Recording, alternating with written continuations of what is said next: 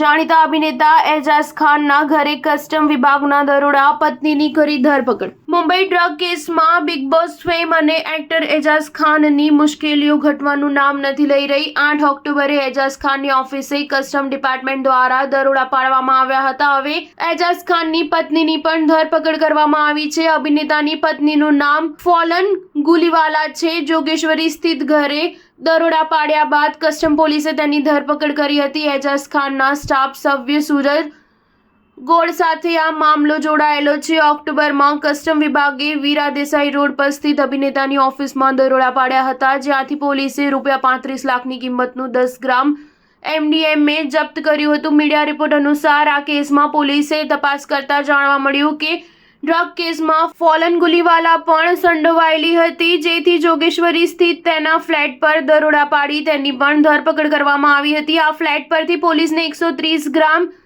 મારીજુઆના અને અન્ય નશીલા પદાર્થો મળી આવ્યા છે। એજાઝ ખાનની પત્ની ફોलन ગુલીવાલાની ધરપકડ કર્યા બાદ પોલીસે જણાવ્યું હતું કે તેમના ઘર અને ઓફિસમાંથી મળેલા ડ્રગ્સ મામલે પૂછપરછ માટે ગુલીવાલાની ધરપકડ કરવામાં આવી છે, કારણ કે એજાઝ ખાન હાલ હાજર ન હતો। આ અભિનેતાની ઓફિસ પર કસ્ટમ વિભાગે દરોડો પાડ્યો હતો, જ્યાંથી 35 લાખની કિંમતનું ડ્રગ્સ ઝડપાયું હતું, જેમાં તેના એક સ્ટાફ સભ્યની ધરપકડ કરવામાં આવી હતી। એજાઝ ખાન પર અનેક વખત ડ્રગના કેસ નોંધાયા છે। 2021માં મુંબઈ એરપોર્ટ પરથી તેની ધરપકડ કરવામાં આવી હતી। બાદમાં 2023માં જામીન મંજૂર થયા હતા। સ્ટાર ન્યૂઝ 7 હંમેશા સચ્ચાઈની સાથે।